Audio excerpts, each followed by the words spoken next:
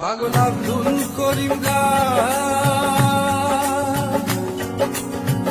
ভুলিতে পারি না আমার মনে যারে পাগল আব্দুল করিম ভুলিতে পারি না আমার মনে যারে